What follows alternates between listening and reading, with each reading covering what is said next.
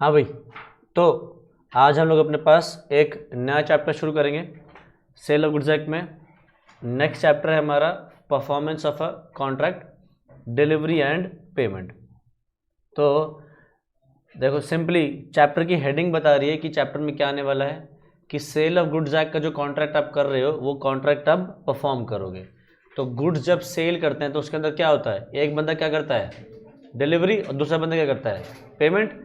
तो देखो delivery and payment ही है जो इस चीज़ में हम इस चैप्टर में अपने पास पढ़ने वाले हैं। तो क्या क्या पढ़ेंगे, types of delivery of goods, rules for delivery of goods and forms of contract as regards carriage by sea. जब सामान सी से भेजा जाए तब किस तरीके से रूल्स किए जाएंगे, क्या रूल्स होंगे, क्या कॉन्ट्रैक्ट्स होंगे। ठीक है, आओ जी शुरू करते हैं अपने पास। तो क्या कह रहा है, after the conclusion of a contract for sale, जब कॉन्ट्रैक्ट ऑफ सेल हो जाता है उसके बाद अगला स्टेज क्या है, performance of the contract. Performance में क्या, एक बंदा खरीदेगा एक बंदा पे करेगा और दूसरा बंदा डिलीवरी करेगा। ठीक है, तो क्या लिख रहा है, section 31 lays down that it is the duty of the seller to deliver the goods and of the buyer to accept and pay for them in accordance with the terms of the contract of sale. Correct. तो देखो goods की delivery होती है, goods की जब हम delivery करते हैं तो डिलीवरी से हम क्या समझते हैं कि गुड्स की डिलीवरी होगी तो मतलब तुम्हारे पास फिजिकली सामान हाथ में आ गया।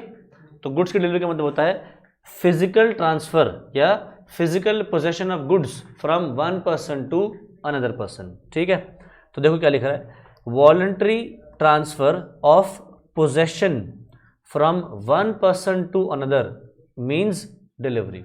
ठीक है, अब इसमें क्या लिख रहा है, डिलीवरी के लिए physical possession is not important, the buyer should be placed in a position so that he can exercise his right over the goods.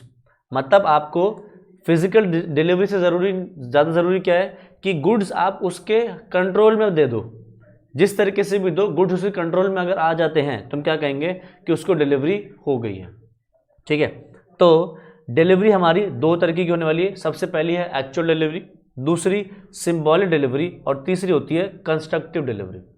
तो देखो सिंबॉलिक डिलीवरी क्या होती है, एक्चुअल डिलीवरी क्या है, जहाँ पे एक्चुअली में गुड्स फिजिकली जा रहे हैं एक इंसान से दूसरे इंसान को। जैसे जिस रजिस्टर में तुम लिख रहे हो वो रजिस्टर तुमने खरीदा होगा, तो उसमें जिससे खरीदा उसने तुम्हारे को फिजिकली एक्चुअल में उठा के दिया अपने पास से तुम्हारे को, तो ये क्या हुआ, एक्चुअल डिलीवरी ऑफ गुड्स, जहाँ पे फिजिकली गुड्स मूव हो रहे हैं। अगला है सिंबॉलिक डिलीवरी। सिंबॉलिक डिलीवरी का मतलब क्या होता है, आप जो डिलीवरी होती है वो डिलीवरी कुछ इस तरीके से करते हो जहाँ पे आप एक्चुअल में सामान हाथ में दे नहीं रहे हो, भी आप गुड्स को लेने का एक तरीका दे देते हो उसको। जैसे कि फॉर एग्जांपल जब तुम एक गाड़ी खरीदते हो तो क्या कार वाला, कार डीलर तुम्हारे हाथ में कार दे देता है, लो जी उठा के ले जाओ, नहीं, वो क्या करता है गाड़ी की चाबी दे देता है। या घर खरीदते हो तो क्या घर सर पे रख देता है?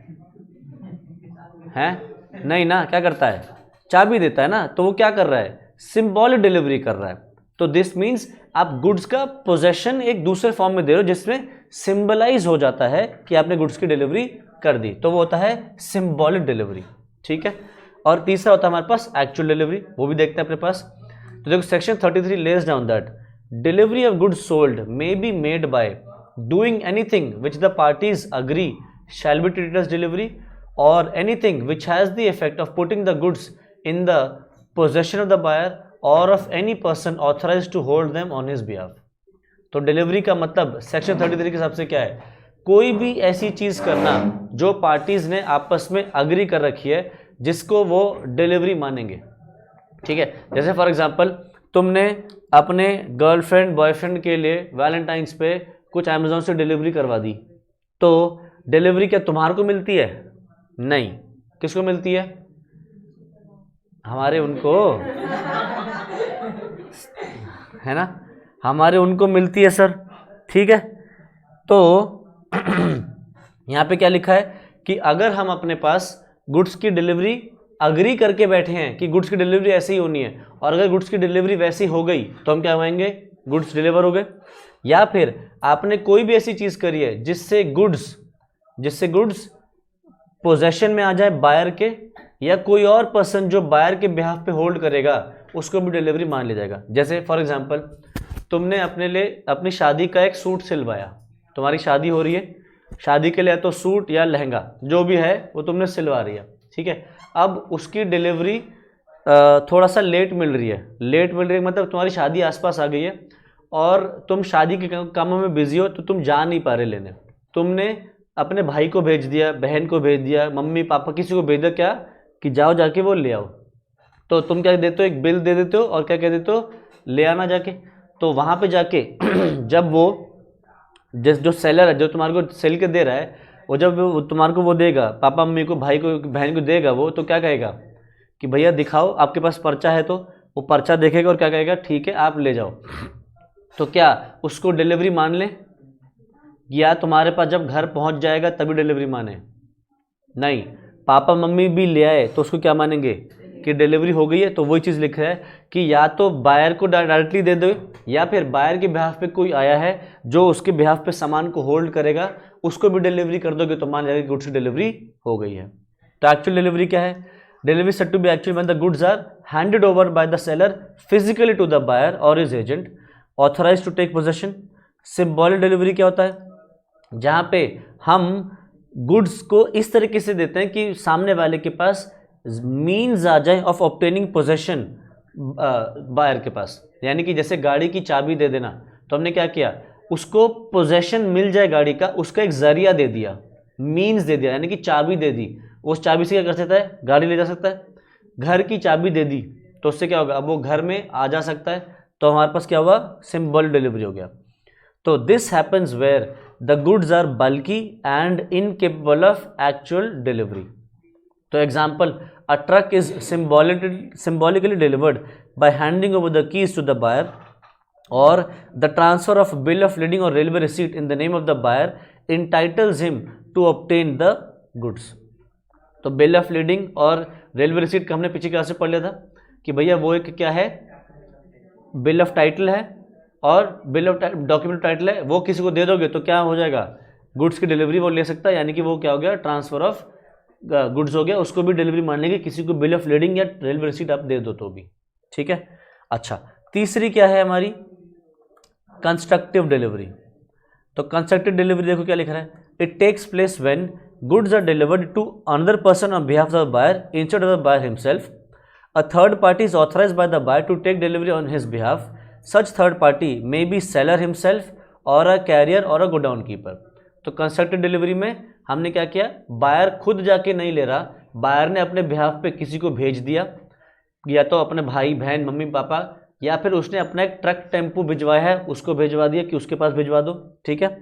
तो constructive delivery is a delivery by attornment, that is by formal acknowledgement. जैसे तुमने वहाँ से अगर अपनी शादी का लहंगा उठा लिया तो वो बंदा जो सेलर है वो तुम्हारे को फ़ोन करेगा कि हाँ भैया मैंने ये सामान इनको दे दिया है, इनका नाम ये दे दूँ ना, वो फिर तुम कहते हो हाँ भैया इनको दे देना, ठीक है। तो क्या कर रहा है, एक्नॉलेजमेंट दे रहे हो तुम कि हाँ भाई मेरा सामान उसको दे दो। उसने भी एक्नॉलेज कर दिया जिसने लिया, कि मम्मी पापा भी फ़ोन कर देते हैं, हाँ बेटा, हाँ भाई, हाँ बहन, मैंने ले लिया है तुम्हारा सूट, है ना। तो वो क्या कर रहे हैं, फॉर्मली एक्नॉलेज कर रहे हैं कि अब सामान तुम्हारा मेरे पास है, मेरे से ले लेना, ठीक है। तो it involves change in the possession of goods without any change in their actual and visible custody. It takes place when the person in possession of the goods acknowledges that he holds the goods on behalf of and at the disposal of the buyer. Constructive delivery takes place in the following cases. कहाँ पे, when the seller who is in possession of the goods agrees to hold them on behalf of the buyer. एक situation constructive delivery क्या आती है, जहाँ पे seller ने ही goods अपने पास रखे और क्या बोला कि मैं तेरे बिहाफ पे इनको होल्ड कर रहा हूँ, तो वो सेलर का बन गया एक तरीके, बायर का बन गया एक तरीके से एजेंट। बायर बोल के गया कि भैया तुम अपने पास ही रखना और मेरे पास से ही सामान बिकेगा, यहीं से सामान बिकवाऊंगा मैं, तुम अपने पास ही रखना। तो वो क्या कर रहा है, सेलर जो है वो बायर का एजेंट बन गया है और वो सामान एजेंट की बायर की बिहाफ पे होल्ड करे, तो मान लेंगे गुड्स की डिलीवरी हो गई है, ठीक है। दूसरा, when the buyer is already in possession of the goods and the seller agrees to the buyers holding the goods as owner. Example, sale by approval. ये बात हमने पहले पढ़ रखी है, सोगरा पढ़ा था हमने पिछली क्लास में भी। सोगरा क्या था कि हम कस्टमर को गुड्स देते हैं कि ट्राई करो, पसंद आए तो रख लेना, नहीं तो वापस कर देना। अब मान लो कस्टमर को सामान पसंद आ गया तो क्या करेगा, वो सिंपली फ़ोन करके बोल देगा कि भैया मुझे सामान पसंद आ गया, पेमेंट बताओ कितनी करनी है। तो उसमें क्या हुआ, गुड्स उसी के पास थे तो गुड्स ने अपनी जगह नहीं बदली, गुड्स वहीं के वहीं हैं, जगह नहीं बदली, बट क्या हो गया, डिलीवरी मान ली जाएगी कि डिलीवरी हो गई है। तीसरा, when the goods are in the possession of a third person who acknowledges to hold them on behalf of the buyer, या फिर जैसे हमने मम्मी पापा भाई बहन को भेजा कि भैया हमारे घर पे सामान ले लेना, या कई बार होता है कि हम कहीं बाहर हैं, हम अपने घर पे नहीं हैं, तो हमने डिलीवरी वाले से क्या कह दिया कि भाई वो पड़ोस में मेरा घर है, उसको पड़ोसी को दे दे मेरे, या फ्लैट में रहते हैं तो ऊपर नीचे वाले फ्लैट वाले पे दिया, तो वो भी क्या कर रहा है, कंस्ट्रक्टेड डिलीवरी कर रहा है कि हमने सामान किसी और के पास रखवा दिया और वो हमारे बिहाफ पे सामान होल्ड करेगा, तो उसको डिलीवरी कर दी तो मान जाएगी गुड्स की डिलीवरी हो गई। ठीक है, आगे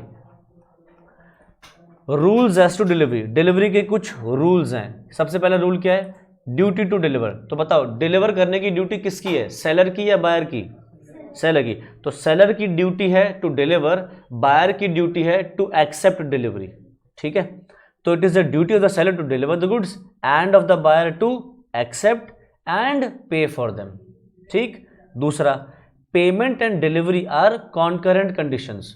मतलब जनरल रूल क्या है कि जैसे ही गुड्स की डिलीवरी होगी वैसी पेमेंट हो जानी चाहिए। दे आर कॉन्करेंट, मतलब वही जूते दो पैसे लो। ठीक है, कि दे वर्क साइमल्टेनियसली, साथ साथ चलेगा। ठीक है, तीसरा क्या है, गुड्स की डिलीवरी कैसे होगी, या तो एक्चुअल डिलीवरी जो भी पढ़ा, सिंबॉलिक डिलीवरी, या फिर कंस्ट्रक्टेड डिलीवरी। यही तो पढ़ गया कि गुड्स की डिलीवरी तीनों में से कोई चीज़ होनी चाहिए। अगला क्या है, पार्ट डिलीवरी। तो पार्ट डिलीवरी क्या है, आपने डिलीवरी टुकड़ों में करवाई, आपने सामान मंगवाया एक साथ और सामान धीरे धीरे आ रहा है, पार्ट में डिलीवरी हो रही है। तो जब तक सारा सामान नहीं पहुंच जाता तब तक हम क्या कहेंगे, गुड्स की डिलीवरी हो गई नहीं। तुमने मंगवाया, जैसे ग्रोसरीज मंगवाई अमेजोन से, आजकल अमेजोन से भी आ रहा है ना, या ब्लिंकेट, ग्रोफर्स तो खत्म हो गया, स्विगी का इंस्टामार्ट हो गया, जोमेटो पे भी आजकल सब चीज़ें आ रही हैं। तो तुमने सामान वहाँ से मंगवाया, फ्लिपकार्ट पे भी आजकल आ रहा है। तो जब तुम यहाँ से सामान मंगवाते हो तो कई बार ऐसा होता है कि सामान सारा एक साथ नहीं आता, सामान टुकड़ों में आ रहा है। तो क्या जब तक सामान पूरा नहीं आया तो हम क्या उसको डिलीवरी मान लेंगे, नहीं। तो पार्ट डिलीवरी का रूल ये है कि जब तक गुड्स की कंप्लीट डिलीवरी नहीं हो जाती तब तक हम क्या कहेंगे कि गुड्स की डिलीवरी नहीं हुई है। हाँ, अगर हमने पहले से ही डिसाइड किया है कि गुड्स की डिलीवरी पार्ट्स में ही आएगी तो फिर जैसे जैसे जितना जितना पार्ट आता जा रहा है उतने उतने पार्ट की कंप्लीट डिलीवरी हो गई और बचे हुए पार्ट की अभी डिलीवरी नहीं हुई है। ठीक है, तो देखो क्या लिख रहा है, the quantity of the goods to be delivered is specified in the contract if the parties have not agreed otherwise the seller must deliver, क्या लिख रहा है, the seller must deliver all the goods in a single delivery. तो seller को क्या करना है, सारा सामान एक साथ ही भिजवाना है। बट अगर पार्टीज चाहें तो क्या कर सकती हैं, डिलीवरी अलग अलग कर सकती हैं कि भैया ये सामान इस दिन पे चाहिए, ये सामान इस दिन पे चाहिए। और तुमने देखा भी होगा, ऐसे कभी कभी होता भी है, तुम अमेजोन फ्लिपकार्ट से कभी सामान मंगवाते हो तो अमेजोन पे क्या लिखा हुआ जाता है कि ये सामान तो अगले दिन पहुंच जाएगा, बट कुछ सामान है जो 2-3 दिन बाद है, उसकी डेट वो अलग से दिखा देता है। तो वो तुमसे तभी पूछ लेता है कि भैया ये सामान कल नहीं पहुंचेगा, 3-4 दिन, 5 दिन, हफ्ते भर बाद पहुंचेगा, तुम्हें पसंद है, तुम्हें ठीक है डिलीवरी टाइम, अगर ठीक है तभी वो आगे बढ़ता है। यानी कि फिर तुम क्या कर रहे हो, अग्री कर रहे हो। तो जो सामान कल पहुंच गया, जो अगले दिन पहुंचना है, अगर वो अगले दिन नहीं पहुंचा तब क्या कहेंगे, डिलीवरी नहीं हुई। पर जो सामान अगले दिन पहुंचना है पहुंच गया तो डिलीवरी उसके रिस्पेक्ट में कंप्लीट हो गई, और जो सामान हफ्ते भर बाद आना है उसकी डिलीवरी बाद में कंप्लीट होगी। ठीक है, तो आगे क्या लिखा है, however where part of the goods have been delivered and the rest of the goods are yet to be delivered there may be 2 possibilities. मतलब अगर आपने सामान, आपका सामान टुकड़ों में आया, कुछ सामान आ गया, कुछ सामान नहीं आया, तो उसके अंदर 2 पॉसिबिलिटीज हैं। क्या, where the part delivery is made in progress of the whole delivery, then it is treated as delivery of the whole and the ownership of the whole quantity is transferred to the buyer। तो देखो क्या कर रहा है, अगर आपने सामान मंगवाया तो एक साथ ही, बट अभी क्या हो रहा है, वो साथ साथ ही डिलीवर हो रहा है, मतलब डिलीवरी है इन प्रोग्रेस, कि एक सामान अभी आ गया, एक सामान थोड़ी देर में पहुंचेगा, या डिलीवरी कॉन्सिक्वेंटली साथ साथ चलती रहेगी। जैसे कभी कभी ऐसा होता है कि तुम घर बनवा रहे हो, तो घर बनवाने में तुम्हें सीमेंट और वो सब चाहिए होता है, सीमेंट हो गया, ईंटें हो गई, बदरपुर हो गया, एक मिट्टी होती है बदरपुर ऑरेंज कलर की, देखियो कभी, बदरपुर हो गया, ये सब चीज़ें तो हमें चाहिए होती हैं, तो वो ट्रक्स में भर भर के आता है, ठीक है। तो उसमें क्या हो रहा है कि भैया एक ट्रक आएगा, पहले वो अनलोड होगा, तो उसके बाद जब वो ट्रक वापस जाएगा तभी तो दूसरा आएगा ना। तो ऐसा तो नहीं है कि सारे ट्रक वो ट्रकों की लाइन लगा देगा, घर के सामने खड़ा कर देगा, नहीं, ट्रक इतने नहीं चला सकते दिन के वक्त, पता होगा तुम्हें ये बात। ट्रक्स दिन में, रात में, इंडिया दिल्ली नोएडा की तरफ तो 10 बजे के बाद ही चलते हैं। तो क्या होता है, एक ट्रक आता है वो अनलोड करता है और फिर दूसरा ट्रक आता है फिर अनलोड, ऐसे डिलीवरी टुकड़ों टुकड़ों में होती है। तो अगर एक ट्रक आ गया और दूसरा धीरे धीरे घूमता घूमता आता रहेगा धीरे धीरे, तो हम क्या कहेंगे, सारे गुड्स की डिलीवरी हो चुकी है, ओनरशिप ट्रांसफर हो चुकी है, क्योंकि वो डिलीवरी क्या कर रहा है, कॉन्टिन्यूस कर रहा है, मतलब प्रोग्रेस में है डिलीवरी कंप्लीटली, ठीक है। तो देखो क्या लिख रहा है, where part delivery is made in progress of the whole delivery, then it is treated as delivery of the whole and ownership of the whole quantity is transfer to the buyer, ठीक है। But आगे क्या लिख रहा है, दूसरा case क्या है, where part delivery is made with the intention of separating it from the whole, then it is not treated as delivery of the whole, since each part of the delivery is intended to be treated as separate delivery. In such a case the ownership of the whole quantity is not passed to the buyer. तो जैसे वो example लिया था हमने कि हमने goods की delivery Flipkart पे, अमेजोन पे जब मंगवा रहे हैं तभी उसने बता दिया कि भाई साहब ये सामान कल पहुंच जाएगा, ये सामान बाद में पहुंचेगा। तो जो सामान आज पहुंच गया है उसकी डिलीवरी तो मान लेंगे, उसकी तो कंप्लीट हो गई, बट बचे हुए की नहीं हुई, यानी कि पूरे कॉन्ट्रैक्ट की अभी डिलीवरी नहीं हुई। हम कहते भी तो यही है कि यार अमेजोन से सामान मंगवाया था, थोड़ा आ गया थोड़ा नहीं आया, तो अभी तक सारा सामान नहीं आया, तो हम यही तो बोलते हैं कि गुड्स की डिलीवरी अभी नहीं हुई। तो वो चीज़ यहाँ लिख रहा है कि अगर गुड्स की डिलीवरी पार्ट में कर रहे हो और सेपरेट कर रहे हो टुकड़ों वाइज, तो हम उसको क्या कहेंगे, अभी गुड्स की डिलीवरी कंप्लीट नहीं हुई है, ठीक है। तो देखो नीचे एक एग्जाम्पल है, goods were sold in a lot and the seller instructed the wharfinger to deliver them to the buyer who had paid for them. The buyer thereafter weighed all the goods, accepted them and took away a part. The court held this is constituted to be delivery of the whole. Case समझ में आया? Seller ने सामान बेचा lot में एक साथ, ठीक है। बायर ने क्या कहा, पेमेंट ले लो और मैं सामान वजन करके लेके जाऊंगा। बायर ने सामान का वजन कर लिया, अब उसके बाद बायर पूरे लॉट में से थोड़ा लॉट उठा के ले गया और बाकी का थोड़ा लॉट अभी वहीं छोड़ दिया। क्या मानेंगे कि सारा सामान डिलीवर हो गया या नहीं? हो गया, क्योंकि सेलर बायर अपनी इच्छा से ही सामान को थोड़ा लेके गया, थोड़ा छोड़ के चला गया है, तो फिर मानेंगे गुड्स की डिलीवरी कंप्लीट हो चुकी है। अब वो बचा हुआ सामान अपनी उस कन्वीनियंस पे ले जाता चला जाएगा, बट बायर की तरफ, सेलर की तरफ से गुड्स की डिलीवरी हो चुकी है, ठीक है। अगला रूल क्या है, buyer to apply for delivery. अगर ड्यूटी डिलीवर करने की सेलर की है तो बायर की क्या ड्यूटी है कि डिलीवरी मंगवाए, कि भैया मेरा सामान भिजवा दो, मेरा सामान इस दिन पे भिजवा देना, तो उसकी ड्यूटी है कि वो अप्लाई करे फॉर डिलीवरी। तो देखो क्या लिख रहा है, apart from any express contract the seller of goods is not bound to deliver them until the buyer applies for delivery. तो कह रहा है जब तक बायर नहीं बोल देता कि भैया मेरे पास सामान भिजवा दो, तब तक सेलर की ड्यूटी नहीं गुड्स को डिलीवर करने की। हाँ, अगर आप चाहो तो कोई दूसरा कॉन्ट्रैक्ट कर सकते हो जिसमें लिखा हो कि बायर डिलीवरी नहीं मांगेगा, सेलर को खुद ही भेज देना है, तो फिर वो करेगा। तो ये चीज़ जो लिखी है ना, ये एक्सेप्शन है, उल्टा लिखा है कि अगर आप कॉन्ट्रैक्ट में लिख देते हो कि बायर अप्लाई नहीं करेगा, सेलर को सीधे सीधे भिजवाना है, पूछना नहीं है, तो फिर डिलीवर कर देगा। अदरवाइज रूल क्या है, seller of goods is not bound to deliver them until the buyer applies for delivery. The buyer has no cause of action against the seller if he has not applied for delivery. It may be noted here that this provision is intended for the benefit of the seller. The seller may, if he chooses, deliver the goods without any application in that behalf of the buyer, but he is also entitled to wait until the buyer applies for delivery. तो अगर seller चाहे तो अपनी इच्छा से deliver कर दे बिना उसके मांगे, बट वो रुक सकता है कि भैया मुझे जब तक डिलीवरी के लिए वो बोलेगा नहीं तब तक मैं डिलीवरी नहीं करूंगा, ठीक है।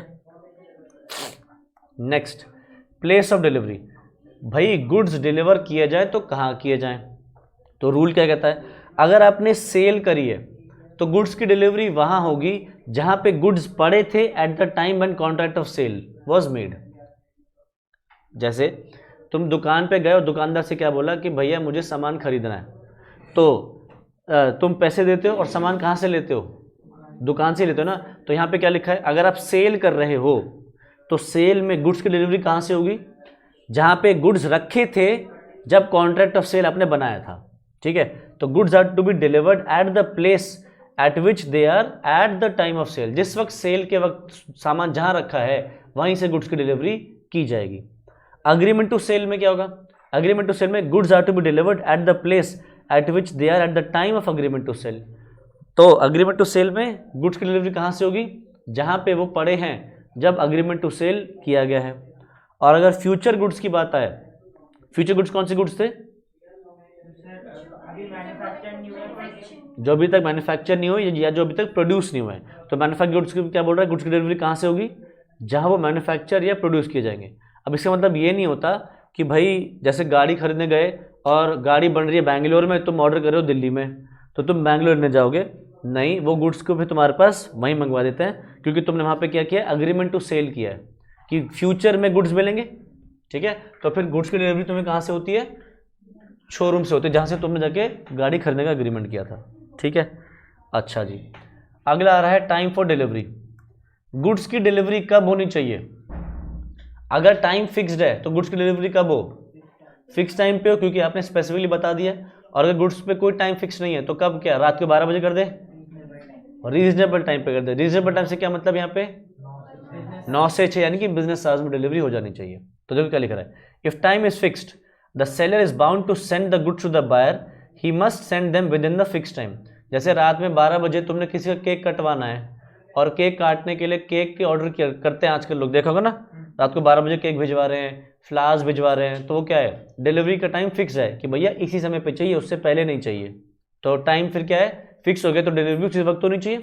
और अगर कोई टाइम फिक्स नहीं है then the seller must send them within a reasonable time. Reasonable time का मतलब क्या होता है, वही यूजुअल बिजनेस आवर्स 9 to 6। बढ़िया, चैप्टर में दम नहीं, हम किसी से कम नहीं, इजी सा चैप्टर है। आगे अगला रूल क्या है, goods in the possession of a third party. तो अगर तुम्हारा सामान कोई थर्ड पार्टी ले जाए, जैसे कॉन्ट्रैक्ट तुम्हारे और तुम्हारे शेरवानी वाले के बीच में, या जो वो कर रहा है जिसने लहंगा सिल के दिया है, कॉन्ट्रैक्ट तो तुम्हारे बीच में है। अब वो सामान लेने पहुंच गया तुम्हारा भाई बहन मम्मी पापा, तो बताओ क्या वो गुड्स की डिलीवरी तुम्हें बिना फ़ोन किए कर देता है? नहीं, फ़ोन करेगा कि भैया मैंने आपका सामान इनको दे दिया, दे दूँ ना, ये आए लेने। तो वो कहता है, तुम कह देते हो हाँ दे दो, फिर मम्मी पापा से बात करते हो एक बार, भाई से बहन से भी, कि सामान ले लिया क्या? हाँ बेटा ले लिया है, मैं घर लेके आ रहा हूँ। तो यानी कि गुड्स की डिलीवरी अगर थर्ड पार्टी को हो रही है तो डिलीवरी तब तक कंप्लीट नहीं मानी जाएगी जब तक थर्ड पार्टी ये बात प्रूव अपने आप को, ये बात तुम्हें एक्नॉलेज ना कर दे, बता ना दे कि हाँ भाई सामान मैंने ले लिया है। जैसे फॉर एग्जांपल तुम्हारा कैलकुलेटर यहाँ रह गया, ठीक है, यहाँ पे रह गया तुम्हारा कैलकुलेटर, और ये कैलकुलेटर मुझे मिल गया, ठीक है। मान लो अक्षत चला गया, आशा मिल गई, मैंने क्या कहा, आशा ये अक्षत का कैलकुलेटर रह गया है, तो आशा मुझे कह रही है कि सर मैं अक्षत को दे दूंगी, तो मैं इसको आशा को ऐसी कैलकुलेटर नहीं दूंगा, मैं क्या कहूँगा, आशा रुक जा, मैं एक बार अक्षत को फ़ोन कर रहा हूँ और अक्षत को इन्फॉर्म कर रहा हूँ कि कैलकुलेटर तेरे पास है, तो उसको बोल दे कि तेरे पास है। तो क्या हुआ, मैंने अक्षत को फ़ोन मिलाया, अक्षत से क्या बोला, अक्षत मैंने तेरे कैलकुलेटर किसको दे दिया है, आशा को दे दिया है। आशा से बात कर दी, आशा ने कह दिया अक्षत को कि तेरा कैलकुलेटर मेरे पास है, मुझसे ले लियो। तो मैंने क्या किया, अब गुड्स की डिलीवरी कर दी। टेक्निकली कोई बेचा नहीं है मैंने, बट पॉइंट समझाना चाह रहा हूँ कि बात आपको एक्नॉलेज करनी है कि भैया सामान मेरे पास, मतलब आशा जब तक ये बात हाँ नहीं करेगी कि मैंने तेरे ब्याह पे रख लिया है, तब तक गुड्स की डिलीवरी कंप्लीट नहीं मानी जाएगी, ठीक है। Next, expenses of delivery. तो डिलीवरी करने का खर्चा सेलर उठाएगा और डिलीवरी लेने का खर्चा बायर उठाएगा। तो expenses of making the delivery are borne by seller and the expenses of obtaining the delivery by the buyer, ठीक है। तो जैसे गुड्स हम डिलीवर कर रहे हैं तो सामान भिजवाने का जो खर्चा है वो खर्चा कौन उठाएगा, सेलर उठाएगा। पर जब गुड्स पहुंच जाएं तो वहां पे उसके बाद अगर कोई खर्चे हो रहे हैं गुड्स की डिलीवरी ऑब्टेन करने के लिए, वो खर्चा बायर उठाएगा, ठीक है। अगला वाला एग्जाम्पल बड़े मज़ेदार है और इसको पढ़ते हैं। इधर देखो सब लोग, बुक में खोलने की जरूरत नहीं पड़ेगी, तुम अपना आप आंसर दोगे मुझे, ठीक है। किस किस को यहाँ बुक लग रही है? लग रही है। आओ जी चलते हैं पिज्ज़ा खाने। तो किसका पसंद है, डोमिनोज पिज्जा हट? यस सर का।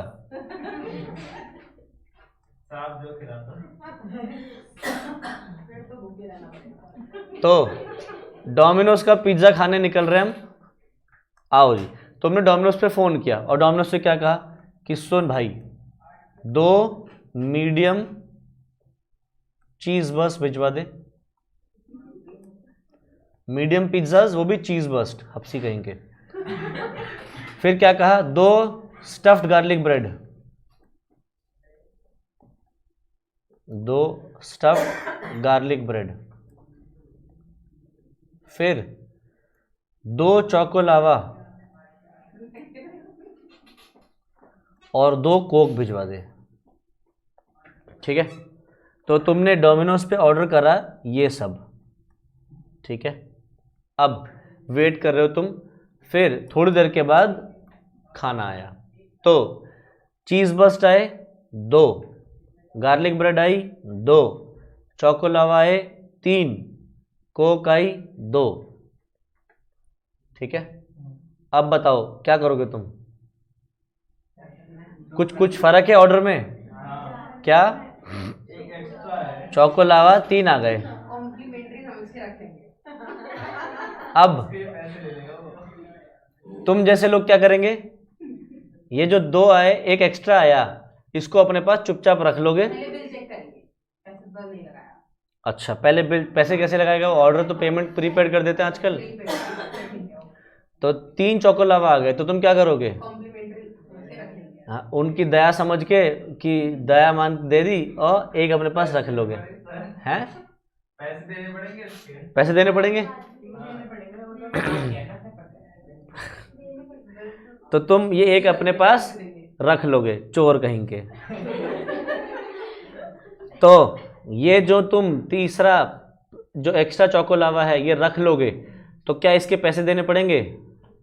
देने पड़ेंगे।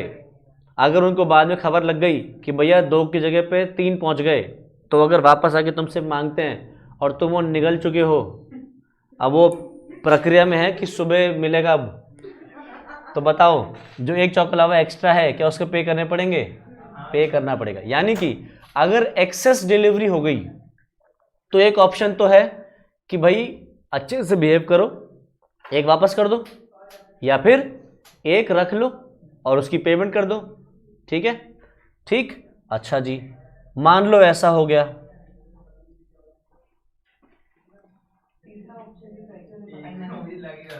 एक आया, अब क्या करोगे? अब तो फोन कर देंगे, अगला वाला तो फ्री भेजना, फ्री, क्योंकि 30 मिनट हो गए तुम्हारे। अगले वाला जो भिजवा ना चोको लावा, तो उसके ऊपर थूक से चिपका के वो चोको लावा के पैसे रख देना, क्योंकि अब हमने 30 मिनट्स वेट किया, 30 मिनट्स में आया नहीं है। मतलब अगर शॉर्ट डिलीवरी हुई तो क्या करोगे? या तो क्या कहोगे कि बची हुई डिलीवरी कंप्लीट कर, या फिर पैसे वापस कर, या फिर लेके आ, करेक्ट। या तो डिलीवरी क्या कहोगे, 1 डिलीवरी के पैसे काट, या फिर सारा ही सारा वापस भेज सकते हो कि भैया मेरा तो मन खराब कर दिया आपने, ले जा वापस, कुछ नहीं चाहिए, पूरे पैसे वापस कर दे मेरे। यानी कि अगर शॉर्ट डिलीवरी है तो या तो सारा रिजेक्ट कर सकते हो, सारा एक्सेप्ट कर सकते हो, और जो कम पैसे देने फिर कम पैसे दो, या फिर वेट करो कि बचा हुआ सामान वो बाद में डिलीवर कर दे, करेक्ट। अच्छा, अगर मान लो ऐसा हो गया,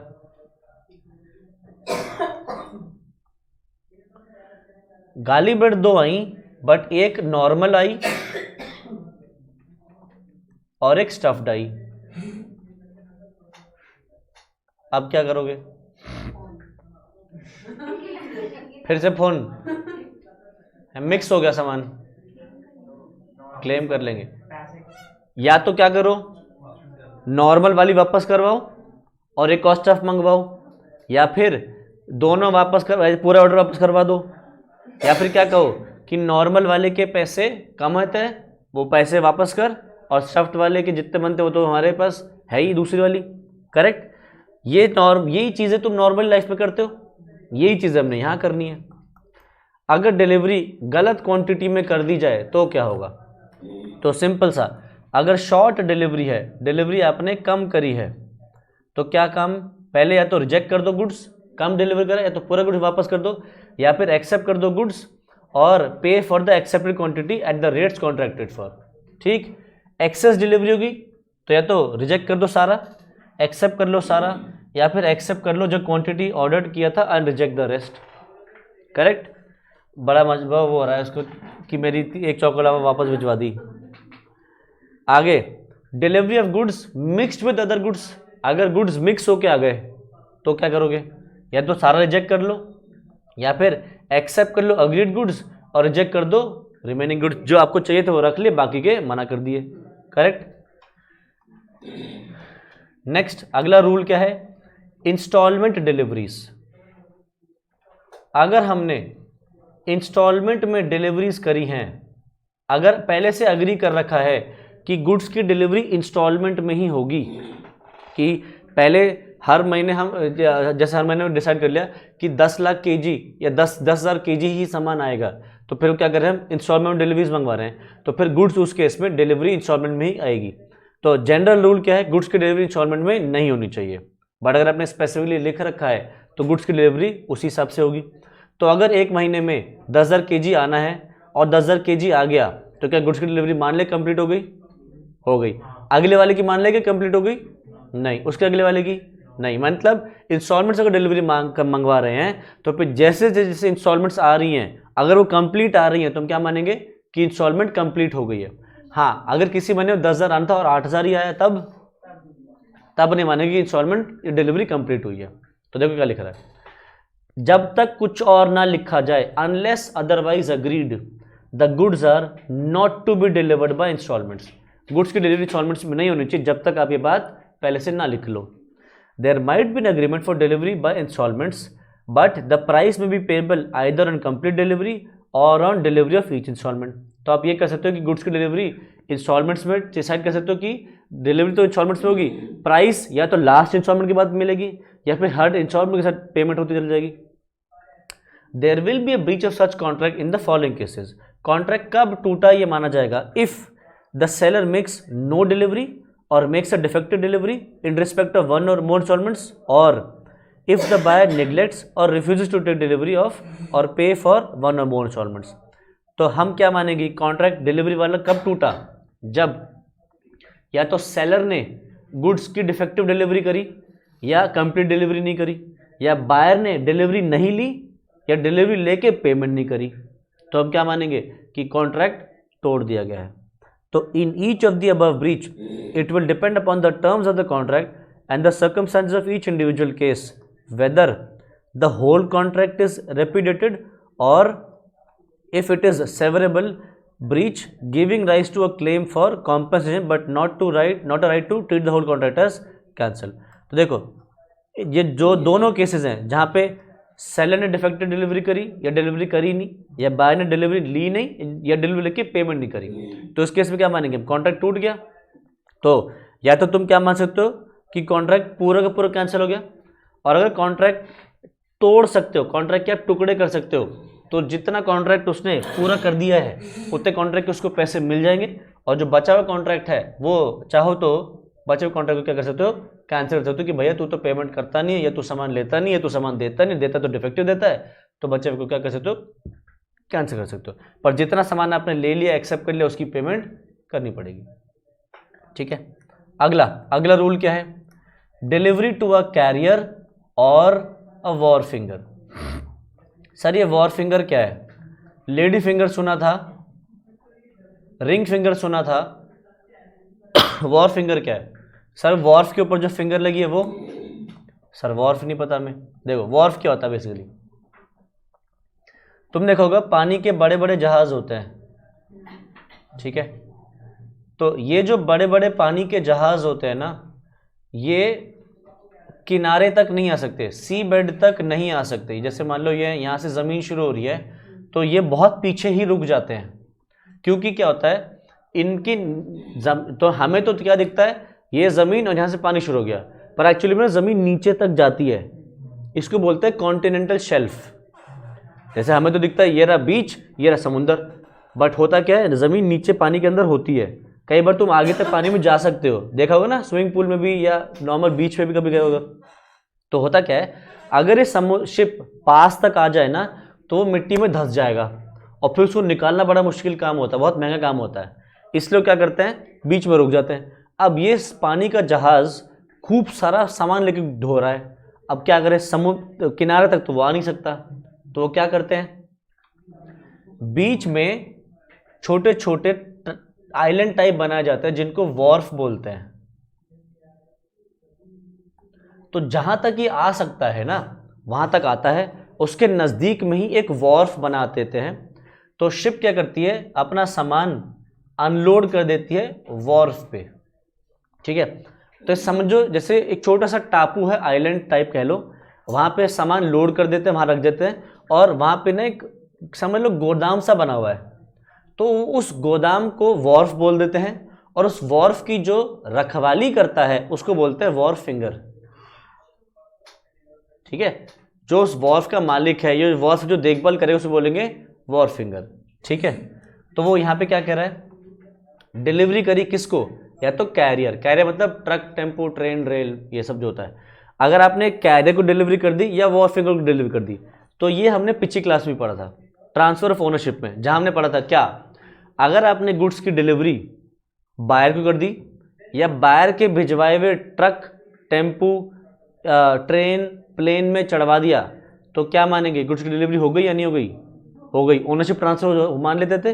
तो सेम चीज़ यहाँ पे कि अगर आपने डिलीवरी कर दी कैरियर को या वॉर्फ फिंगर को, तो मान लिया जाएगा कि अब वो जो कैरियर है या वो जो वॉर्फ फिंगर है ये एजेंट है ऑफ द बायर, और मान लिया जाएगा कि गुड्स की डिलीवरी कंप्लीट हो गई है, ठीक है। और रिस्क यहाँ से किसका हो जाएगा, अब बायर का हो जाएगा। तो देखो क्या लिख रहा है, the delivery of goods to a carrier और a wharfinger in accordance with the contract of sale is deemed to be delivery of goods to the buyer.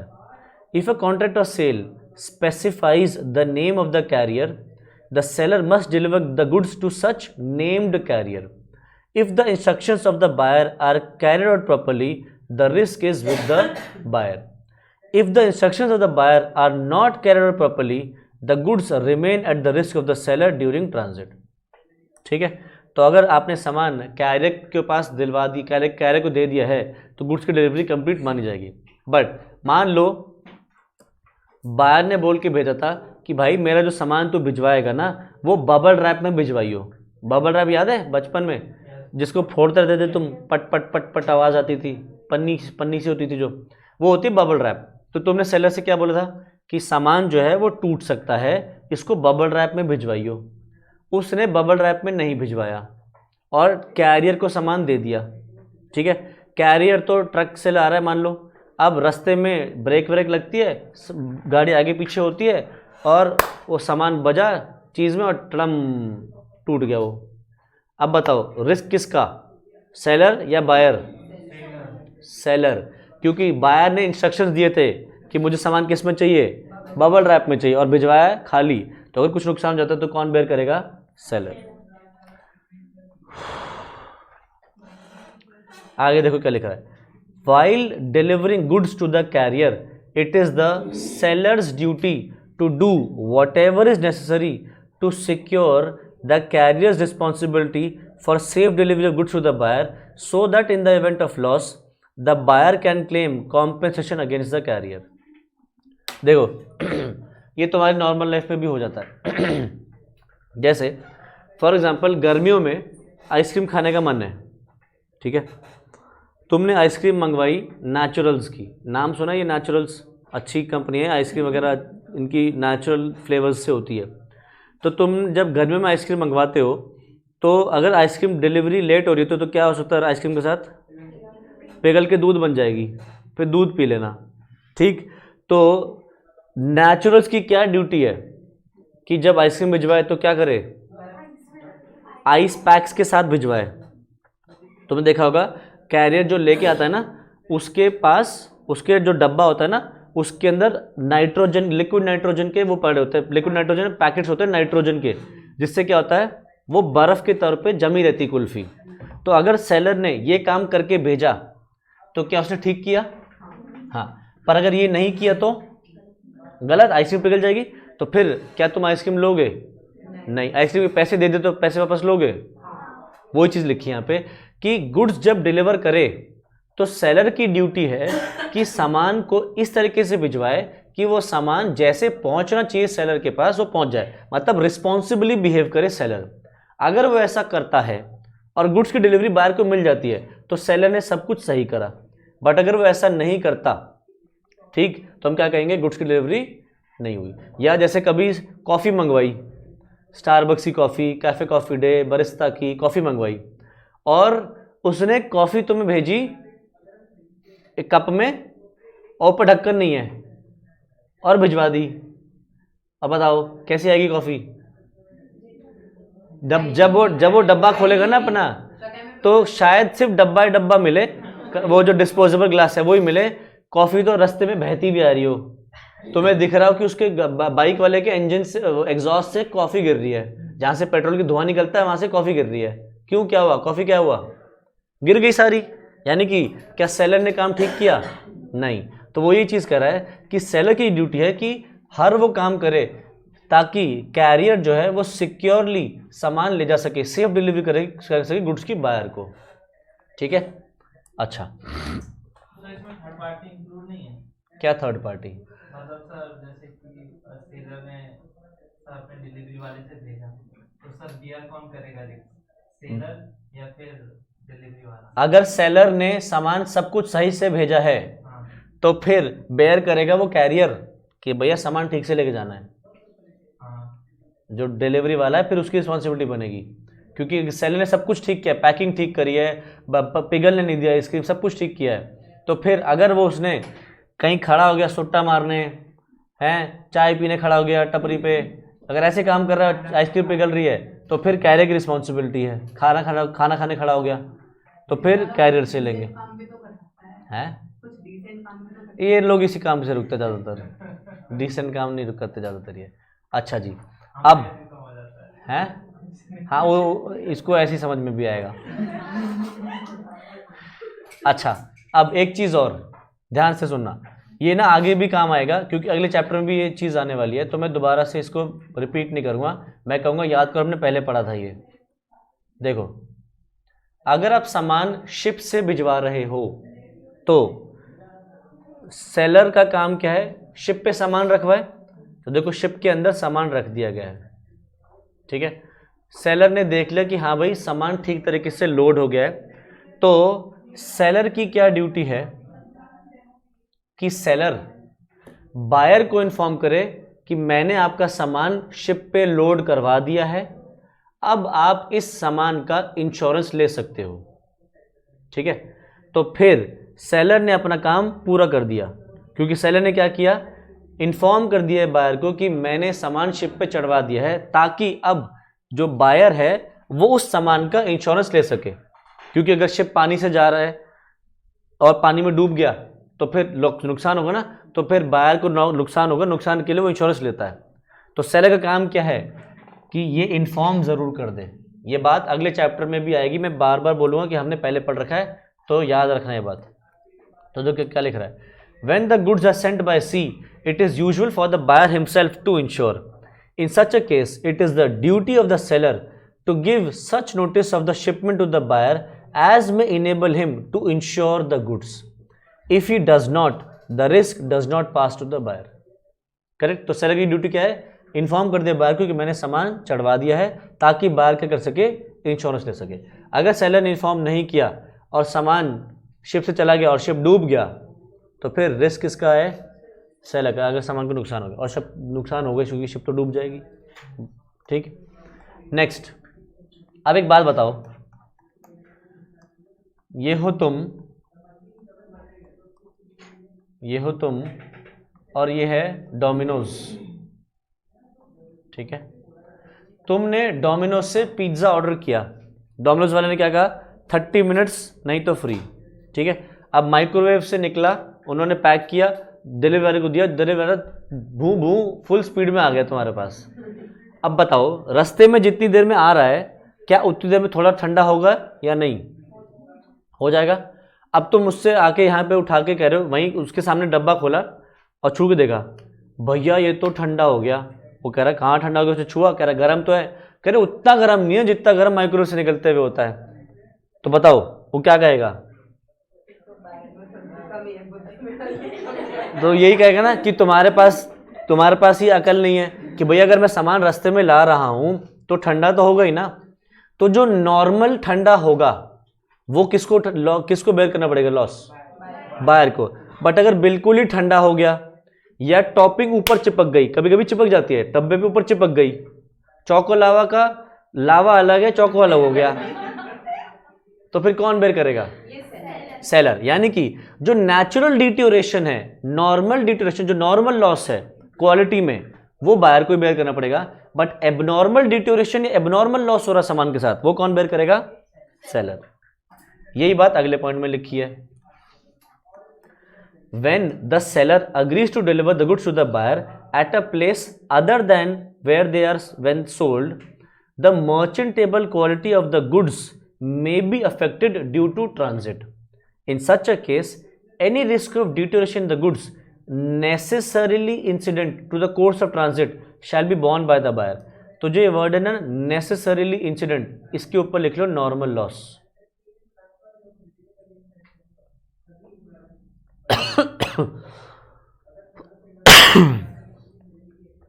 ठीक है। अच्छा, अब आता है एक अगला क्लॉज, फोर्स मेजर। देखो क्या लिख रहा है, force majeure is a situation in which either the parties to contract is prevented from performing its obligations due to circumstances beyond its control. The clause on force majeure usually starts with the description of the events which are considered as events of force majeure. Such events are acts of God, acts of nature, acts of governments, wars, riots and civil disturbances, strikes, lockouts. तो देखो यहाँ पे basically क्या कह रहा है, जैसे तुमने देखा होगा जब अभी कोविड का लॉकडाउन लगा था तो क्या हम में से कोई लॉकडाउन लगने से रोक सकता था? नहीं, करेक्ट। तो उस समय पे हुआ क्या था, क्योंकि सडनली लॉकडाउन लग गया था तो सबसे क्या कहता था, अपने घर हो लो, दिखने नहीं चाहिए सड़कों पे। यही बोला था मोदी सरकार ने। तो जब सड़कों पे कोई निकल नहीं सकता था तो कोई ऑफिस जा पा रहा था? नहीं। अब सोचो ऑफिस का रेंट पे हो रहा होगा, रेंट चल रहा होगा, लैंडलॉर्ड ने तो क्या कहा था कि मुझे तो रेंट चाहिए। अब कंपनी, एक बात सोचो, जब कंपनी घर से काम कर रही है तो वो उतना सेल वेल नहीं कर पा रहे सामान, क्योंकि कोई खरीदने नहीं आ रहा। एग्जाम्पल के तौर पे रेस्टोरेंट ले लो, जिसने रेस्टोरेंट रेंट पे लिया हुआ है जगह, अब वो सेल नहीं कर पा रहा, ऑनलाइन ही सेल हो रही है मेजरली, और ऑनलाइन भी सेल पे रोक रखा है, कोई निकल ही नहीं सकता। तो भाई एक बार बताओ, क्या इसमें वो रेस्टोरेंट वाले की कोई गलती है? लॉकडाउन लग गया, नहीं। तो ये एक इवेंट हो गया जो एक्ट है गवर्नमेंट का। तो इसमें फोर्स मेजर का क्लॉज आ जाता है, जिसके अंदर क्या कहा जाता है कि अगर ऐसी कोई घटना हो जाए जिससे दोनों में से एक पार्टी अपना प्रॉमिस पूरा नहीं कर पा रही due to event beyond its his control, तो इस केस में क्या होता है, फिर सामने वाले को थोड़ा सा रिलीफ मिलता है। तो देखो हुआ क्या था जिन कंपनियों ने बुद्धि से अपना रेंट एग्रीमेंट बनवाया था तो उन्होंने अपने रेंट एग्रीमेंट में फोर्स मेजर का क्लॉज डलवा रखा था, ठीक है, जिसके अकॉर्डिंग अगर कंपनी रेंट नहीं दे पा रही due to any event beyond their control, then in that case उनको उस प्रॉपर्टी से इविक्ट नहीं किया जाएगा, उस प्रॉपर्टी से निकाला नहीं जाएगा, और वो प्रॉपर्टी अपने पास होल्ड कर सकते हैं और रेंट बाद में पे करेंगे, रेंट सस्पेंड हो जाएगा उनका। बट नॉर्मली लोग अपने रेंट एग्रीमेंट में ऐसा नहीं करते, किसी को ऐसे पता थोड़ी था कि ऐसा कुछ लग सकता है लॉकडाउन जैसा टाइप। तो जनरली इसमें क्या होता था, बहुतों के साथ हुआ था कि लैंडलॉर्ड जो है वो रेंट ले रहे थे, वो ये नहीं कहते कि हमें रुकना है, वो कहते हैं हमारे एग्रीमेंट में कहाँ लिखा है ये कि तुम रेंट नहीं दोगे अगर लॉकडाउन लग गया, कुछ हो गया, तो वो फिर उस केस में रेंट लेते रहे थे, ठीक है। हैं वो गवर्नमेंट अपने ऑर्गेनाइजेशंस के लिए ही कर पाई थी, प्राइवेट सेक्टर के लिए नहीं कर सकती थी, वो प्राइवेट सेक्टर के लिए नहीं कर सकती थी। प्राइवेट इंडिविजुअल्स जो है वो अपने हिसाब से चलाएं, जैसे मर्जी चलाना है। सरकार अपने लेवल पे जितना कर सकती थी उन्होंने अपने लेवल पे किया था। तो क्या हुआ था, फोर्स मेजर में यहाँ पे की क्या है, events which are beyond the control of either of the parties, और इस वजह से दोनों में से कोई एक पार्टी अपना प्रॉमिस पूरा नहीं कर पा रही है। तो फिर जैसे भूकंप आ गया, अभी जैसे तुमने सुना हो कि टर्की में बहुत भयंकर भूकंप आ रखा है, ठीक है, तो टर्की में जो लोगों ने कहीं बाहर वाले से कोई कॉन्ट्रैक्ट कर रखा है, क्या वो इस वक्त कॉन्ट्रैक्ट पूरा फुलफिल कर पा रहे होंगे?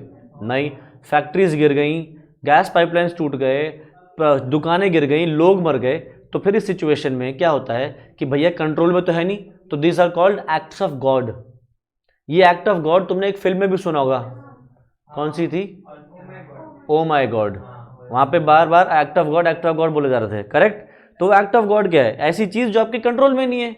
तो इस केस में कॉन्ट्रैक्ट क्या होता है, फिर लंबे टाइम के लिए अगर आपका सस्पेंड हो गया है तो फिर आप कॉन्ट्रैक्ट कैंसिल कर दो, या अगर आपको कोई आइडिया है कि ये कॉन्ट्रैक्ट कब ठीक हो सकता है, तो फिर उतने टाइम तक के लिए उसको पॉज कर दो, सस्पेंड कर दो, और फिर बाद में उसको रिन्यू किया जाएगा, ठीक है। कंपनसेशन नहीं हो सकता इसमें? क्या कॉम्पेंसेशन दिया जाएगा बता, पूछ रहा हूँ सर। किसी पार्टी की गलती की वजह से थोड़ी हुआ है, हाँ, कोई ऐसी घटना हुई है, भूकंप आ गया, लॉकडाउन लग गया, तो उसमें दोनों में से किसी पार्टी ने कोई गलती नहीं की, तो कॉम्पेंसेशन नहीं दिया जाता। इस केस में कॉन्ट्रैक्ट समझ लो पॉज कर दिया, और फिर कॉन्ट्रैक्ट रिज्यूम कब होगा, जब हालात ठीक हो जाएंगे, या फिर कैंसिल हो जाएगा। या फिर अगर लंबे टाइम के लिए हो गया, आपको समझ नहीं आ रहा कि कब तक अब डिलीवरी नहीं हो पाएगी सामान की, कब तक कॉन्ट्रैक्ट परफॉर्म नहीं हो पाएगा, फिर कॉन्ट्रैक्ट कैंसिल ही कर दो, करेक्ट। बट इसके अंदर जो पार्टी परफॉर्म नहीं कर पा रही है उसको दूसरी पार्टी को इन्फॉर्म करना पड़ेगा कि भाई मैं परफॉर्म नहीं कर सकता इस वजह से, और उसको एक तरीके से थोड़ा बहुत प्रूफ देना पड़ेगा, डॉक्यूमेंट्री प्रूफ, कि देख एक्चुअली में ऐसा हुआ है, मैंने अपने आप से नहीं किया है। कि अर्थक्वेक आया है तो न्यूज़ में देख ले, हैं, लॉकडाउन लगा है तो वो भी न्यूज़ में देख ले, सरकार ने अनाउंस किया हुआ है, कोई डॉक्यूमेंट्री प्रूफ तो होगा ना। तो वो चीज़ क्या करें, the party who is affected by it has to notify the other party of the occurrence of the event and the cessation of the event. मतलब पार्टी को क्या बताना है, जब इवेंट हो जाए और जब इवेंट से सब कुछ ठीक हो जाए, तब दोनों केस में बताना है, सपोर्टेड बाय डॉक्यूमेंट्री एविडेंस, ठीक है। If it is a strike और a lockout, the labour department's certificate और statement would act as evidence.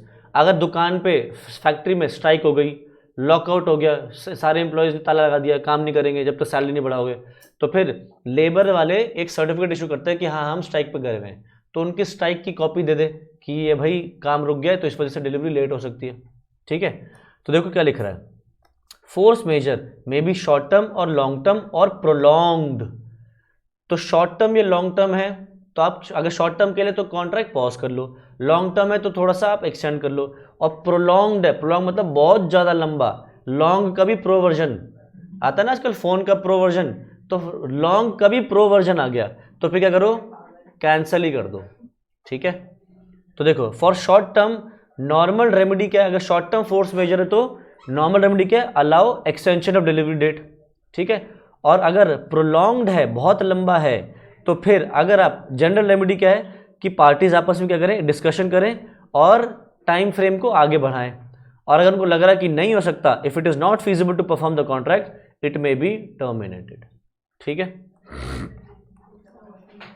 अगला राइट क्या है, buyer's right to examine the goods. ये तो बहुत सिंपल सा रूल है भैया कि जब गुड्स की डिलीवरी होगी तो बायर के पास एक रीजनेबल टाइम मिलना चाहिए गुड्स को इंस्पेक्ट करने का कि सब ठीक है या नहीं। ये बात तो तुमने अमेजोन, फ्लिपकार्ट, मिंत्रा जब भी सामान मंगवाया तो उसमें भी देखा होगा कि कोई भी सामान मंगवाया जाता है तो 10 दिन, 15 दिन, 1 महीने की मोहलत दी जाती है कि चेक कर लो, देख लो ठीक है या नहीं, नहीं है तो वापस कर देना।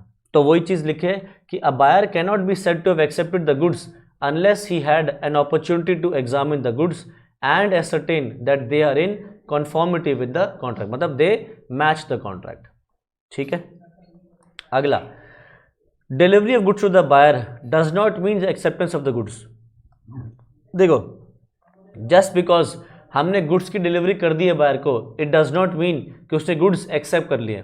गुड्स एक्सेप्ट कब माने जाएंगे, जब या तो वो इन्फॉर्म कर दे सेलर को कि उसने एक्सेप्ट कर लिया, या फिर उसने कोई ऐसा काम कर दिया जिससे गुड्स की डिलीवरी मानी जाएगी कि उसने एक्सेप्ट कर लिया, या फिर एक रीजनेबल टाइम के बाद उसने गुड्स अपने पास होल्ड करके रखे और उसे वापस नहीं करे। ये सारी बातें वो सोगरा वाली हैं। याद करो हमने क्या डिस्कस किया था कि सोगरा में अगर तुमने वो गुड्स अपनी गर्लफ्रेंड को गिफ्ट कर दिया, मोबाइल लिया था ना, मोबाइल अपनी गर्लफ्रेंड को गिफ्ट कर दिया, बॉयफ्रेंड को गिफ्ट कर दिया, किसी के पास गिरवी रख दिया, किसी और को बेच दिया, डोनेट कर दिया, ठीक है, तोड़ दिया, या इन्फॉर्म कर दिया कि हाँ मुझे पसंद आ रहा है, रख लिया, या टाइम पीरियड के बियॉन्ड होल्ड करके रख लिया। 10 दिन के लिए दिया था फ़ोन ट्राई करने के लिए, तुमने 30 दिन तक यूज़ कर लिया, तो हम क्या मानेंगे कि गुड्स एक्सेप्ट हो गए हैं, ठीक है, और डिलीवरी हो गई। अच्छा, नेक्स्ट क्या है, buyer is not bound to return the rejected goods. देखो इसका मतलब क्या है, जब तुमने अमेजोन से कुछ सामान मंगवाया और तुम्हें वो पसंद नहीं आया तो क्या करते हो, मोबाइल खोलते हो, लिख देते हो रिटर्न, इसको वापस ले जाओ, ठीक है। तो क्या तुम वापस जाते हो अमेजोन से गुड़गांव देने, यहाँ से नोएडा से गुड़गांव से ज़्यादातर डिलीवरी होती है, तो क्या होता है वो आता है ना, सेलर आता है। यानी कि इसके पे रूल क्या है कि बायर जो है वो गुड्स रिटर्न करने के लिए लायबल नहीं है। वो एक बार रिजेक्ट कर दे कि मुझे नहीं पसंद आ रहा है, तो सेलर की ड्यूटी है कि खुद आए और डिलीवरी कलेक्ट करे, और डिलीवरी के एक्सपेंसेस वो बेयर करेगा, वह रिटर्न के डिलीवरी एक्सपेंसेस वो बेयर करेगा, ठीक है। तो देखो लिख रहा है, where goods are delivered to the buyer and he refuses to accept them, he is not bound to return them to the seller, but it is sufficient if he informs to the seller that he refuses to accept them, ठीक है। अच्छा, कुछ कुछ कंपनियां ऐसी हैं जो अभी भी कहती हैं कि अगर आपको सामान पसंद नहीं आया तो रिटर्न आप करो, हम खर्चा बेयर कर लेंगे। कुछ कुछ ना अभी भी टी शर्ट की ब्रांड्स हैं ऐसी, मैं नाम नहीं लूँगा, बट कुछ कुछ टी शर्ट की ब्रांड्स, कपड़ों की ब्रांड्स हैं, वो कहते हैं आप डिलीवरी हमसे मंगवा ली, तुमने सामान कपड़े आ गए तुम्हारे पास, अब तुमने जब वो पहने, तुम्हें मान लो फिट नहीं आए, कलर पसंद नहीं आया, या किसी वजह से तुम्हें रिटर्न करना, फटा हुआ है, कुछ भी है, ठीक है, तो वो क्या कहती हैं कि आप रिटर्न करो, खुद आप रिटर्न करो, मतलब पैक करो और पोस्ट ऑफिस में जाके डिलीवर करो, और जो खर्चा आएगा वो हम आपको रिम्बर्स कर देंगे। अब वो क्या करते हैं, 200 रुपये तक वापस कर देते हैं, 100 रुपये 200 रुपये डिलीवरी चार्जेस के जो होते हैं वो आपको आपके अकाउंट में ट्रांसफ़र कर देंगे, बट वो क्या कहते हैं कि वापस भिजवाना आपकी रिस्पॉन्सिबिलिटी है।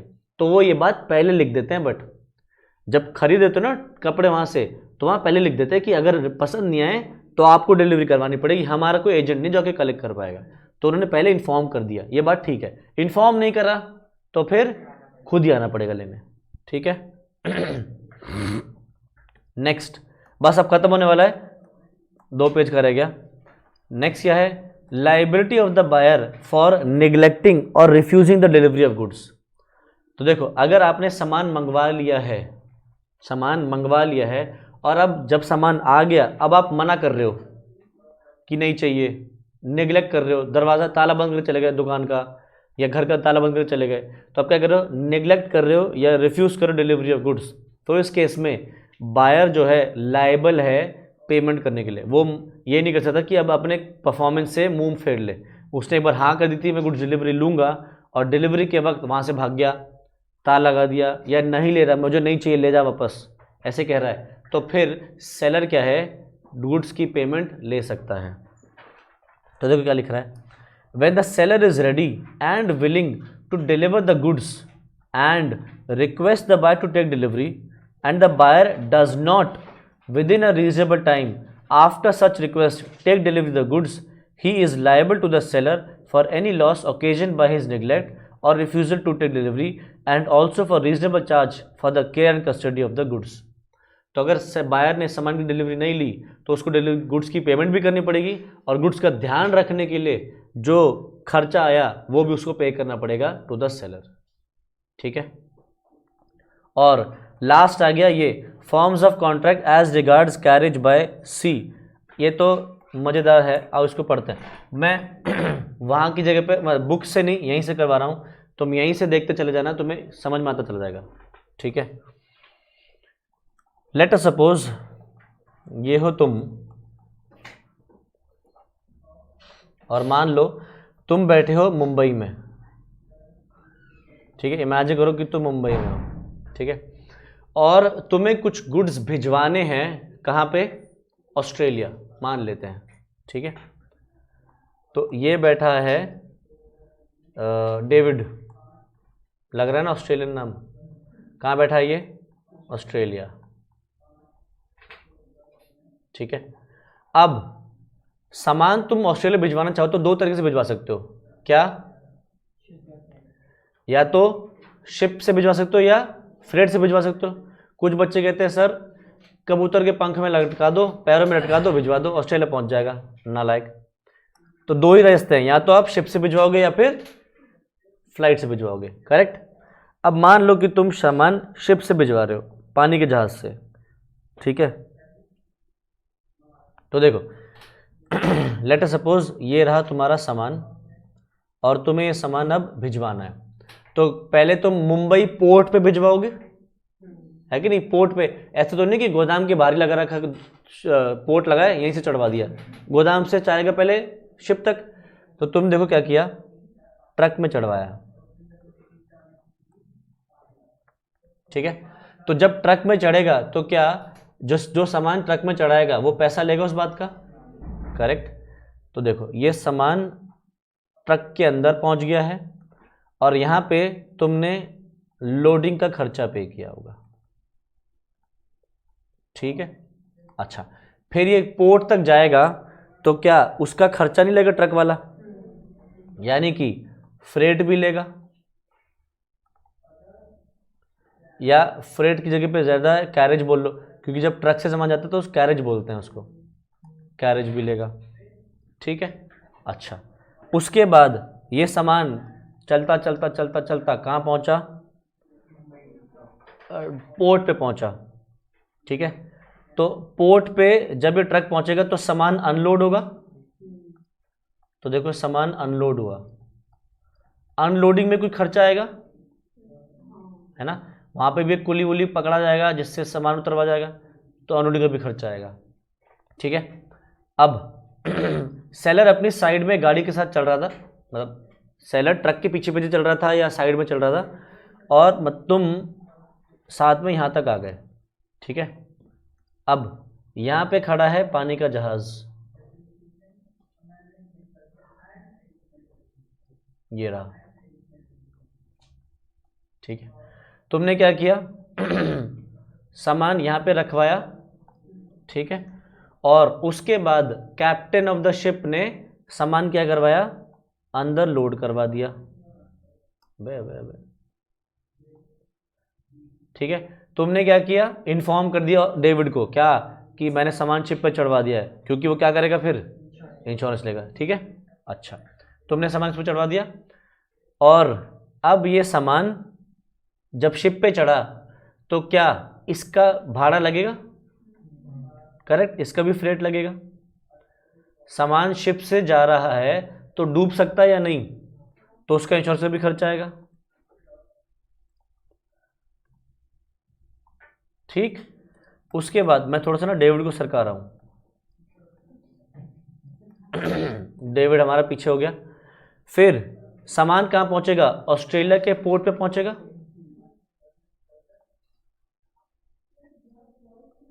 तो यहां पे ये अनलोड होगा, यहां पे अनलोडिंग का खर्चा आएगा।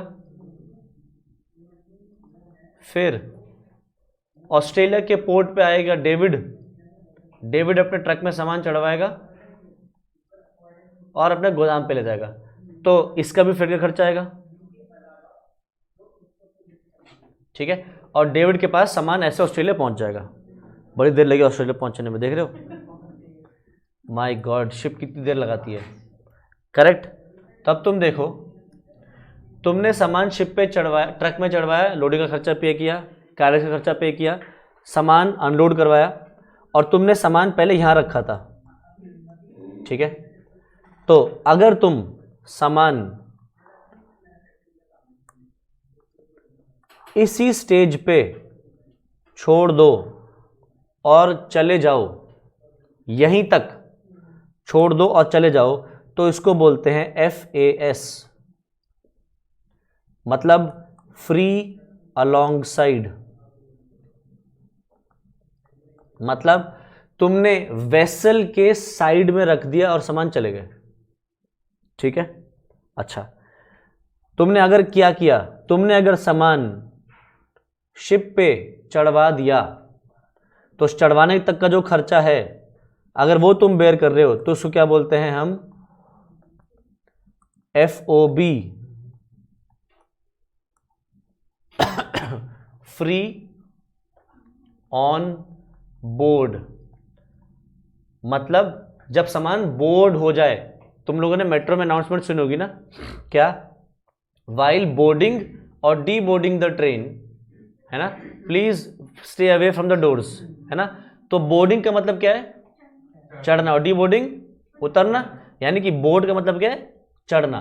तो अगर तुमने यहां तक का खर्चा उठाया, क्या, अनलोडिंग का खर्चा, ये वाला सारा खर्चा तो है ही, प्लस शिप पे चढ़वाने के तक का जो खर्चा, अगर ये तुमने उठाया तो उसको क्या बोलेंगे हम, फ्री ऑन बोर्ड। अच्छा, अगर तुमने सिर्फ यही नहीं, यहां तक का सारा खर्चा उठाया, मतलब यहां तक का, जो पीछे वाले खर्चे हैं वो तो है ही, फिर शिप का जो फ्रेट का खर्चा आ रहा है, शिप का जो इंश्योरेंस खर्चा आ रहा है, ये भी अगर तुम ही बेयर कर रहे हो, यहां तक के खर्चे, तो उसको बोलते हैं हम CIF। CIF मतलब cost of goods, insurance of the goods and freight. ठीक है।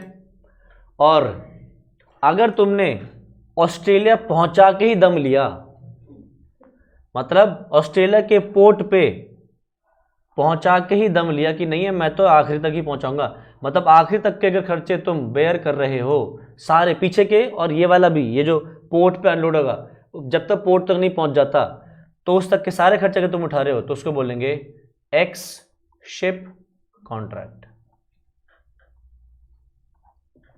ठीक है। तो पहला है FAS, फ्री अलोंग साइड। उसके अंदर क्या है, तुम वेसल जो है जिसमें सामान जा रहा है उसके साइड में रख के चले गए, तो तुम फ्री कब हो गए, अलोंग साइड, जब द वेसल है, जब। ठीक। दूसरा क्या है, तुम FOB कर रहे हो, मतलब शिप के साइड में रखा है, तुमने शिप पे लोड करवा दिया है और लोडिंग तक का खर्चा सारा तुम उठा रहे हो, तो उसको क्या बोलेंगे, फ्री कब हो गए, जब ऑन बोर्ड जगह सामान, जब सामान शिप पे चढ़ जाएगा। तीसरा क्या है, तुम कह रहे हो नहीं नहीं मैं तो इंश्योरेंस ऑफ फ्रेट का भी खर्चा बेयर करूंगा जो शिप का है, तो फिर इसको क्या बोलते हैं हम, CIF, मतलब तुम ये सारे खर्चे और पीछे के सारे खर्चे सब बेयर कर रहे हो। ठीक है। और चौथा क्या है, एक्स शिप कॉन्ट्रैक्ट, मतलब जो नेम्ड पोर्ट ऑफ डेस्टिनेशन है, जो डेस्टिनेशन है वहां का जो नाम है, उस पोर्ट तक जब तक सामान नहीं पहुंच जाता तब तक के खर्चे अगर तुम उठा रहे हो, तो उसको क्या बोलेंगे हम, एक्स शिप कॉन्ट्रैक्ट्स। ठीक है। जल्दी से इसको नजर मार लो, मैं रीड नहीं कर रहा हूं, ये लो, FOB, जल्द छोटा छोटा सा भी पढ़ लेना, चल लेगा।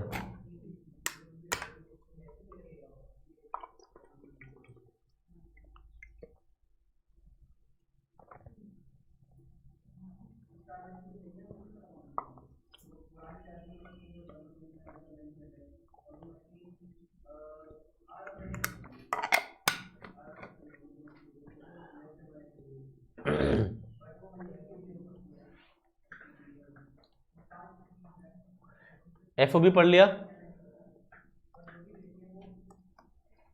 जो चीजें मैंने बोली थी FOB की, कि भैया सामान लोड होगा, लोडिंग के बाद का सारा खर्चा कौन उठाएगा, सेलर उठाएगा, और तुम बस सेलर इन्फॉर्म कर दे बायर को फोन करके, भाई मैंने तेरा सामान शिप पे चढ़वा दिया, क्यों, ताकि वो इंश्योरेंस ले सके। ये सारी बातें यहां लिख दी। फ्री और लॉन्ग साइड पढ़ लो।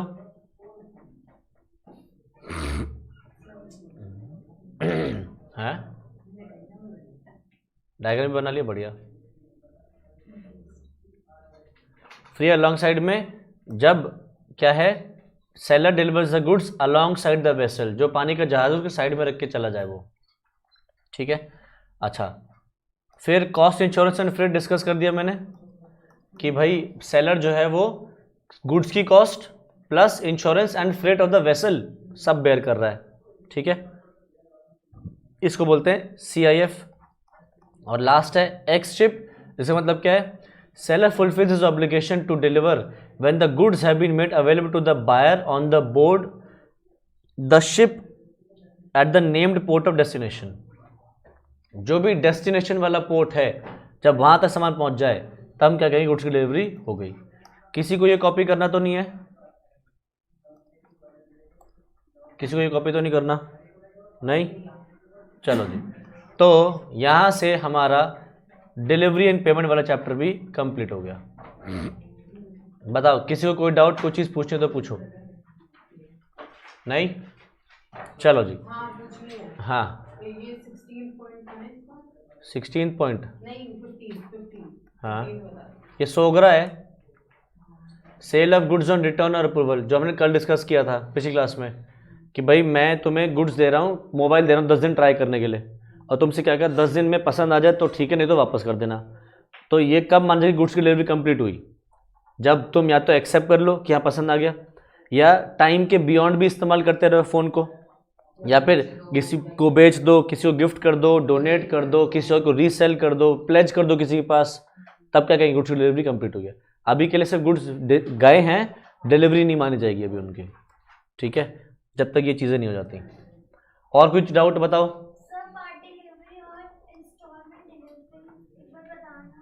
पार्ट डिलीवरी क्या है? आपने सामान मंगवाया नहीं था पार्ट में आ रहा है, आपने सामान एक साथ ही मंगवाया, तो फिर आपने डिलीवरी पार्ट में ली है, ठीक है। इंस्टॉलमेंट डिलीवरी क्या, आप अग्री कर रहे हो कि भैया मुझे सामान इंस्टॉलमेंट्स में चाहिए, हर महीने इतना इतना ही चाहिए, तो वो इंस्टॉलमेंट डिलीवरी होता है।